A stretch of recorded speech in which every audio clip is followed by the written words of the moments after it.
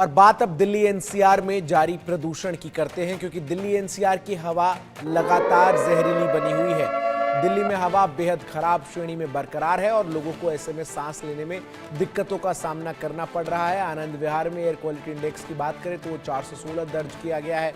बवाना में यही air quality index 406 के आसपास दर्ज किया गया है। मुंडका में ये 392 है, तो वहीं शादीपुर में एयर क्वालिटी इंडेक्स 387 है। वजीरपुर में एयर क्वालिटी इंडेक्स का लेवल 415 पहुंच चुका है, तो वहीं आरकेपुरम में 377 पर ये एयर क्वालिटी इंडेक्स नजर आ रहा है, जो कि पंजाबी बाग में बढ़कर 375 पहुंच गया है। तो दिल्ली एनसीआर में ठंड के साथ ही साथ प्रदूषण की मार भी आम लोग जो हैं वो झेल रहे हैं। और सुबह के वक्त पूरे दिल्ली एनसीआर में कोहरे की एक सफ़ेद चादर जो है वो लिपटी हुई नज़र आती है, जो कि प्रदूषण के कारण है। और इसकी वजह से जो एयर क्वालिटी इंडेक्स है वो बहुत ही खराब श्रेणी में दिल्ली के तमाम इलाकों में जो है वो दर्ज किया जा रहा है। औसतन 350 के पार जो है वो एयर क्वालिटी इंडेक्स नज़र आ रहा है, जहां वजीरपुर में एयर क्वालिटी इंडेक्स जो है वो 415 पहुंच चुका है। तो वायु गुणवत्ता सूचकांक के जो तमाम आंकड़े सुबह के वक्त सामने आ रहे हैं, जहां आरकेपुरम में 377, पंजाबी बाग में 375, इसके अलावा बात अगर हम करें तो मुंडका की तो वहाँ 401, शादीपुर में भी 401, वजीरपुर में एयर क्वालिटी इंडेक्स का लेवल 412 पहुंचा है, आरकेपुरम में 377 ये नज़र आ रहा है। और दिल्ली एनसीआर की हवा जो है वो जहरीली है, आम लोगों को काफ़ी दिक्कतों का सामना करना पड़ रहा है।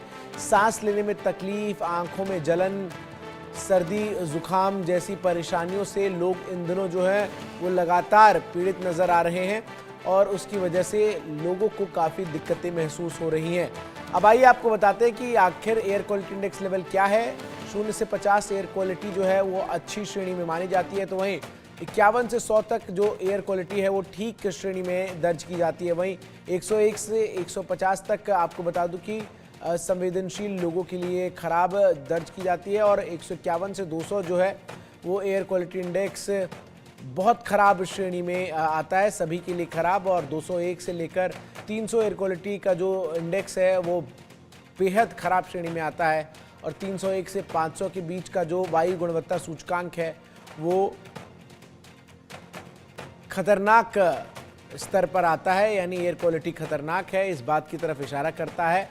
और इस वक्त जो दिल्ली में एयर क्वालिटी है वो इसी खतरनाक स्तर में जो है वो दर्ज की जा रही है। दिल्ली के तमाम इलाकों में लोग जो हैं वो काफ़ी दिक्कतों का सामना कर रहे हैं। दिल्ली एनसीआर में प्रदूषण की मार लोग लगातार झेल रहे हैं और इससे आम लोगों को काफ़ी दिक्कतों का सामना जो है वो करना पड़ रहा है। प्रदूषण लगातार समस्या दिल्ली एनसीआर के लिए बनी हुई नज़र आ रही है और इस प्रदूषण के कारण जो आम लोग हैं वो काफ़ी परेशान नज़र आ रहे हैं।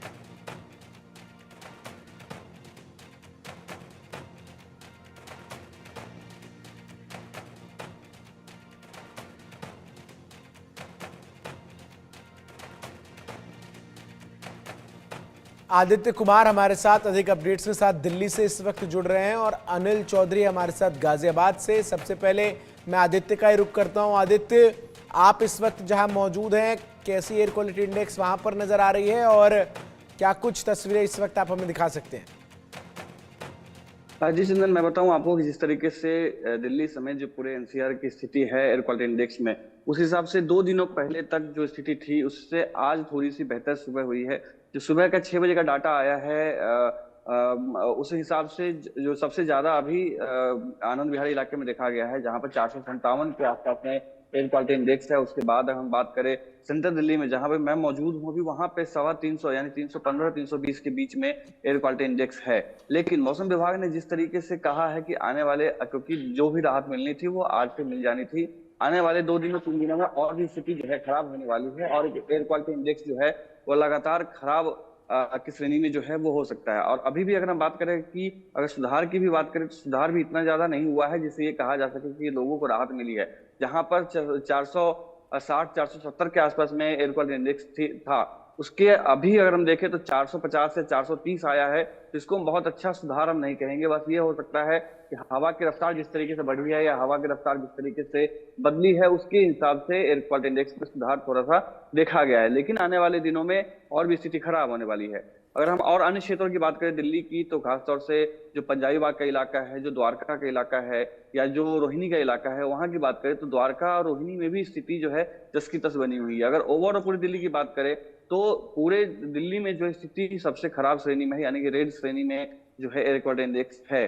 कहीं कहीं पर जो है तो 300 350 के पास में है, आसपास में है, लेकिन अधिकतर जगहों पर जो है 400 के ऊपर में ही एयर क्वालिटी इंडेक्स। हालांकि जो ग्रेप 4 है वो लागू है, ग्रेप 4 के नियमों को लेकर के भी कई बातें उठ रही हैं, जिसके बाद जो है आज से ये आदेश जारी किया गया है कि ड्रोन के माध्यम से जो दिल्ली के इलाके जहां पर खासतौर से जींस की फैक्ट्रीज हैं वहां पर निगरानी रखी जाएगी कि जहां पर भी जींस की फैक्ट्री है क्या वहां पर ज्यादा पोल्यूशन फैलाया जा रहा है, क्योंकि अभी इस तरह के जितने भी यूनिट्स हैं उन सबको बंद करने की जो नियम है वो है ग्रेफ 4 के तहत में। तो ये भी एक जो पहल है वो की जा रही है। साथ ही जो बसों के फेरे हैं पहले ही बढ़ा दिए गए थे, मेट्रो के जो फेरे हैं वो पहले ही बढ़ा दिए गए थे। दिल्ली में जो BS4 जो डीजल वाहन है उसका आना प्रतिबंध है, जो ट्रक है उसमें उसका आना प्रतिबंध है, जो धूल मिट्टी उड़ाने वाले जितने भी वाहन है उन सब पे जो है कार्रवाई की जा रही है। साथ ही जितने भी वाहन है जो एयर पॉल्यूशन कंट्रोल PUC जो पॉल्यूशन अंडर कंट्रोल जो सर्टिफिकेट्स होते हैं उसकी भी जांच की जा रही है। क्या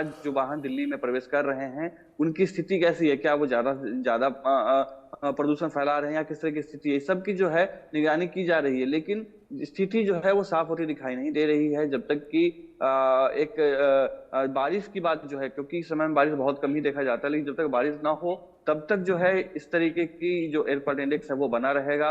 हाँ, इसी वजह से जो है हो सकता है कि दिल्ली सरकार जो है कोशिश में है कि ये जो बारिश होती है, कृत्रिम बारिश जो होती है वो करवाया जा सके, ताकि दिल्ली NCR में मौसम थोड़ा सा ठीक रह पाए। जो बिल्कुल, तो पोल्यूशन प्रदूषण की वजह से लोग जो परेशान हो रहे आम हैं। लोग हैं दिल्ली NCR के वो काफी प्रभावित हैं। मैं गुरुग्राम का रुख करता हूं, गोहित कौशिक हमारे साथ गुरुग्राम से जुड़ गए। गोहित, गुरुग्राम की क्या तस्वीरें हैं, वहां पर क्या स्थिति है प्रदूषण की? वक्त गुरुग्राम के AQI लेवल की बात करें तो गुरुग्राम का AQI लेवल 359 दर्ज किया गया है। हालांकि अभी कहीं ना कहीं गुरुग्राम की हवा में थोड़ा सा सुधार देखने को मिल रहा है, लेकिन जैसे जैसे शाम होती है तो ये जो नजारा है प्रदूषण का ये बहुत ज्यादा खतरनाक और भयानक नजर आता है, जब स्थिति बहुत ज्यादा हाई हो जाती है। और आपको बता दें कि शाम के समय गुरुग्राम में जो AQI लेवल है वो 500 का आंकड़ा पार कर जाता है, जिसमें PM 2.5 जो है वो 250 के आंकड़े को पार कर जाता है और PM 10 जो है वो 300 के आंकड़े को पार कर जाता है। तो ये साफ तौर से जाहिर है, भले ही अभी सुबह के समय प्रदूषण में कहीं ना कहीं गिरावट देखने को मिले, पर जो प्रदूषण की स्थिति है वो जस की तस है, वैसे ही बरकरार है। और अभी जो AQI लेवल है उसमें लगातार बढ़ोतरी होती जा रही है। हालांकि जिला प्रशासन द्वारा कई चीजों पर रोक लगाई गई है, पर कहीं ना कहीं वो रोक भी फेल होती हुई नजर आ रही है। ग्रेप 4 के नियम गुरुग्राम में लागू कर दिए गए हैं, पर कहीं ना कहीं उसमें भी जो प्रशासन है वो विफल होता हुआ नजर आ रहा है। आपको बता दें इस वक्त गुरुग्राम में नगर निगम और टाउन प्लानिंग डिपार्टमेंट की तरफ से लगातार चालान काटे जा रहे हैं। तो जहां कंस्ट्रक्शन चल रही है उस इमारतों को उनको रोका जा रहा है, जहां डेमोलिशन हो रही है उनको रोका जा रहा है। कई चीजों पर प्रतिबंध लगाए गए हैं, चाहे वो व्हीकल्स की बात करें तो BS4 डीजल व्हीकल्स पर भी पूरी तरीके से प्रतिबंध लगाया गया है। गुरुग्राम में भी जो भारी वाहन है उनकी एंट्री पर प्रतिबंध लगाया गया है। तो कई चीजें जो गुरुग्राम प्रशासन द्वारा की जा रही हैं। हालांकि अब भी एंटी स्मोक गन्स और स्प्रिंकलर्स की बात करें तो उनका इस्तेमाल अभी गुरुग्राम में कहीं ना कहीं कम होता हुआ दिख रहा है, और जो टूटी सड़कें हैं और उन पर भी पानी का छिड़काव नहीं हो रहा है, तो जो धूल उनसे उड़ती है वो कहीं ना कहीं हवा में जमी हुई नजर आती है। और अभी इस प्रदूषण का कोई समाधान ठीक से होता हुआ नजर नहीं आ रहा है। और बात करें अगर प्रदूषण के बढ़ते स्तर की, तो ये साफ तौर से जाहिर है, जब तक मौसम में बदलाव नहीं आता है, जब तक बारिश नहीं होती है, तब तक ये जो प्रदूषण का स्तर है ना वो जिला प्रशासन के द्वारा कंट्रोल किया जाएगा, ना वो कम होने के आसार दिखेंगे। क्योंकि अब इसके जो आखिरी जो उम्मीद है इस प्रदूषण के स्तर को कम करने की वो बारिश ही है, क्योंकि कृत्रिम जो बारिश है वो भी गुरुग्राम की कई सोसाइटियों में करवाई गई, पर कहीं ना कहीं आर्टिफिशियल रेन का भी कोई असर गुरुग्राम में होता हुआ नहीं दिखाई दिया। पॉल्यूशन जो है वो जस का तस है, क्योंकि गुरुग्राम एक बढ़ता हुआ शहर है, इसमें जो आबादी है लगातार बढ़ती जा रही है। हालांकि अभी जो कॉर्पोरेट कंपनीज है उनको भी 50% वर्क फ्रॉम होम दिया गया है, पर जो ट्रैफिक की स्थिति है वो वैसी ही शाम को बरकरार रहती है। प्राइवेट स्कूल्स को भी, प्राइवेट और सरकारी स्कूल्स पर भी ऑनलाइन क्लासेस लगा दी गई हैं, पर ये कहीं ना कहीं इस चीजों का असर होता हुआ गुरुग्राम में ग्राउंड पर नहीं दिखाई दे रहा है। अगर प्रशासन इसी तरीके से काम करता रहा तो आने वाले समय में लोगों को उस प्रदूषण की वजह से बहुत ज्यादा समस्याएं हो सकती है, क्योंकि इस वक्त गुरुग्राम के सिविल हॉस्पिटल में भी बदलते मौसम और बढ़ते प्रदूषण की वजह से लगातार जो मामले हैं वो बढ़ते हुए जा रहे हैं।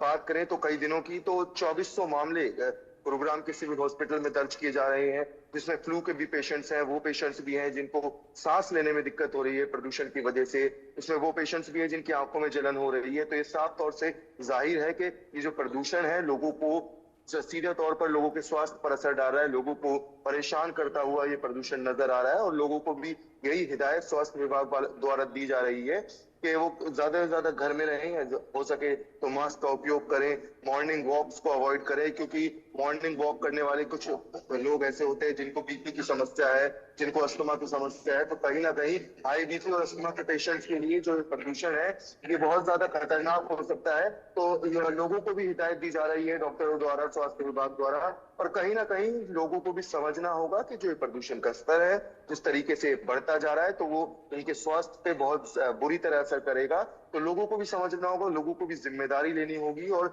इस प्रदूषण को कम करने में लोगों की बहुत अहम रोल निभाना होगा लोगों को, क्योंकि बिना लोगों के सहयोग कर चाहे जिला प्रशासन कितने ही प्रयास कर ले, कितने ही काम कर ले, पर जब तक लोग नहीं मानेंगे, जब तक ये प्रदूषण का स्तर ना ही कम होगा और लगातार बढ़ता हुआ नजर आएगा।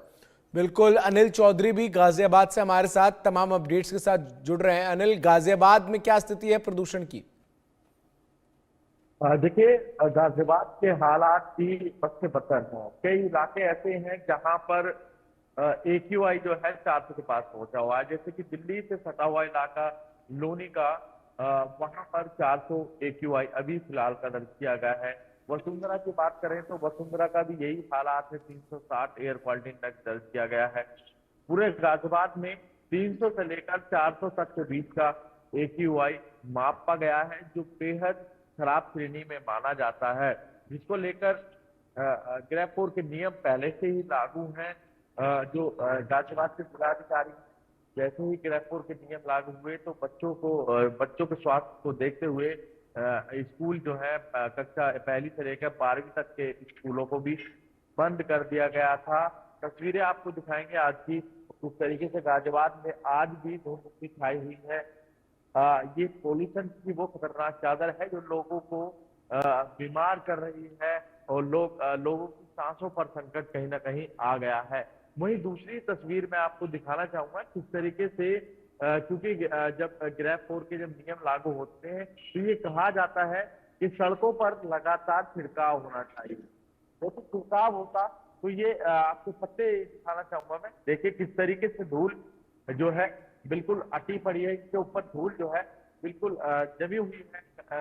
तो आप समझ सकते हैं ये यदि काम होता, यदि छिड़काव होता तो इन पेड़ों पर जो धूल है वो इस तरीके से भारी धूल देखी नहीं जाती। यही धूल है जो आसपास के वातावरण में मिलती है और लोगों को बीमार करती है, लोगों के सांसों पर संकट पैदा करती है। वहीं स्वास्थ्य विभाग की माने तो स्वास्थ्य विभाग की तरफ से भी अलर्ट जारी किया। मैं अनिल आपके पास आ रहा हूं, लेकिन इन सबके बीच प्रदूषण से आम लोग कितने प्रभावित हैं ये जरा सुनते हैं। और जस्ट अभी मैं गुड़गांव से, मतलब ये अर्जुनगढ़ से आ रहा हूँ साइकिलिंग करते हुए। मैं तो ऐसे 4-5 साल से साइकिलिंग करता हूँ, तो मैं हमेशा यही करता हूँ कि क्या कहते हैं, साइकिलिंग हमेशा हमें करनी चाहिए, चाहे वो एयर क्वालिटी ख़राब हो या अच्छी हो। ख़राब इसीलिए हुई है कि किसी ने आज तक चलाई नहीं है। आप इसका सोल्यूशन बताएं कोई? सोल्यूशन तो यही है कि जो हम आजकल ही कह रहे हैं कि साइकिलिंग यूज़ करो। जैसे अभी मैं कह सकता हूँ कि और लोग ज़्यादा अवेयर हुए कि साइकिलिंग करो, बट अभी क्यों? अभी मैं हाल फिलहाल देख रहा था परिणीति चोपड़ा एंड उनके जो हस्बैंड हैं वो साइकिलिंग कर रहे थे, तो वो अभी क्यों शो कर रहे हैं? वो इससे पहले क्यों नहीं बताया? इससे पहले भी बताना चाहिए था, क्योंकि अभी तो साइकिलिंग एक तरीके से ऐसा हो गया हमें मास्क लगा के करना पड़ेगा, क्योंकि विदाउट मास्क मुझे लगता है साइकिलिंग अभी जो मॉर्निंग में निकल रहे हैं हम, ये अभी हेल्दी नहीं और ज़्यादा वो हो रहा है। बट ये है कि थोड़ा सा क्रेज़ है एडवेंचर करने का, तो इसलिए। बट ये है कि बच्चों के लिए तो खासकर बुजुर्गों के लिए तो, बच्चे और बुजुर्ग सबके लिए वही होगा कि जो एयर क्वालिटी है वो काफ़ी ख़राब है। अभी जब आते जाते तो वो at the end day and में ही आपको पता चल जाता है कि हम घर पहुंचते हैं जब जॉब से या किसी चीज़ से, तो हमको पता चल जाता है कि हमारी कैसी वो, मतलब क्या हालत हो रखी है और क्या चीज़ें हैं। तो वो अपना गले का उसका, और ये कहना चाहूँगा कि अभी तो फिर जो गले यार उसके लिए मैं काढ़ा वगैरह ये जो होम रेमेडीज़ है वो भी यूज़ करती रहनी चाहिए, क्योंकि काफ़ी ज़्यादा पोल्यूशन है अभी। तो रिएक्शंस आपने सुने किस तरीके से लोग जो है वो प्रदूषण से प्रभावित है। अनिल चौधरी गाजियाबाद से हमारे साथ तमाम अपडेट्स लगातार दे रहे थे। अनिल, आप बता रहे थे कि किस तरीके से गाजियाबाद की स्थिति जो है वो लगातार चिंताजनक बनी हुई है, लोगों को वहां भी काफी दिक्कतों का सामना करना पड़ रहा है। देखिए, जैसे कि मेरी लोगों से बात हुई थी तो उनका कहना था कि जो उनके बच्चे हैं वो शिकायत कर रहे थे लगातार, उनकी आंखों में जलन होना, गले में खराश होना। हालांकि स्कूलों को फिलहाल बंद कर दिया गया है, बच्चे सेफली घर पर ही पढ़ाई कर रहे हैं। हालांकि आज तो संडे है तो आज सड़कों पर भी भीड़ काफी कम है, जो ट्रैफिक है वो बेहद कम आज दिखाई दे रहा है। पर जैसे कि मैंने बताया, स्वास्थ्य विभाग की तरफ से क्या अलर्ट जारी किया गया है ये हम अपने दर्शकों को बता देते हैं। स्वास्थ्य विभाग की तरफ से कहा गया है कि जो आसपास की हवा है वो इनहेल करने लायक नहीं बची है, तो कृपया घर पर ही रहें। जरूरी काम हो तो ही घर से बाहर निकलें। यदि घर से बाहर निकल रहे हैं तो मास्क पहन लीजिएगा। और साथ ही जैसे कि हमने एरिया वाइज आपको AQI बताया, तो उस एरिया का भी जरूर जानिएगा। जिस एरिया में यदि हमारे दर्शक जा रहे हैं उस एरिया का AQI कैसा है, तो वो भी बेहद जरूरी है जानना, क्योंकि कई इलाके ऐसे हैं गाजियाबाद के जो बेहद खराब श्रेणी में दर्ज किए गए हैं। जैसे कि बताया था, लोनी है, वसुंधरा है, ये वो इलाके हैं जहां पर AQI बेहद खराब श्रेणी में फिलहाल भी दर्ज किया जा रहा है। तो जरूरत है इस ओर विशेष ध्यान देने की और क्विक एक्शन लेने की, एक एक्शन प्लान तैयार करने की, क्योंकि ग्रैब के जब नियम लागू होते हैं तो तमाम पाबंदियां और बढ़ा दी जाती हैं, पर उस लेवल पर जिले में कोई भी पाबंदियां उस तरीके से मुझे नहीं दिखाई दी है। क्योंकि जब ग्रैब 4 के नियम लागू होते हैं तो BS3 के पेट्रोल के वाहन और BS4 के डीजल के वाहनों को भी बंद किया जाता है और ऐसी जगहों को चिन्हित किया जाता है जो ज्यादा से ज्यादा पोल्यूशन फैला रही है, चाहे वो कंस्ट्रक्शन साइट्स हो या ऐसे वाहन हो या जनरेटर हो।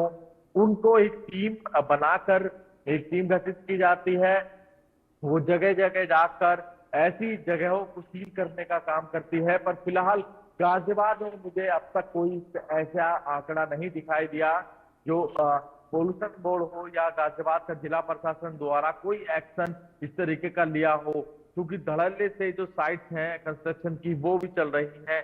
ऐसी तमाम फैक्ट्रियां हैं जो धुआं उगल रही हैं, वो भी लगातार चल रही हैं। तो आप समझ सकते हैं जिंदगी के साथ खिलवाड़ लोगों के साथ हो रहा है। पर जरूरत है इस ओर जो आम जनता है उसको भी विशेष ध्यान देने की। अधिकारी अपने लेवल पर काम करेंगे। बिल्कुल, तो प्रदूषण की स्थिति लगातार चिंताजनक बनी हुई है और ऐसे में दिल्ली, NCR और आसपास के तमाम राज्य, चाहे वो हरियाणा हो या फिर उत्तर प्रदेश से सटे तमाम जो प्रमुख स्थान है, यहां भी लोग प्रदूषण से प्रभावित नजर आ रहे हैं। बहुत बहुत शुक्रिया आदित्य आपका, गोहित आपका और अनिल आपका हमारे साथ जुड़ने के लिए और तमाम अपडेट्स दर्शकों तक पहुंचाने के लिए। रुक रहे हैं एक छोटे से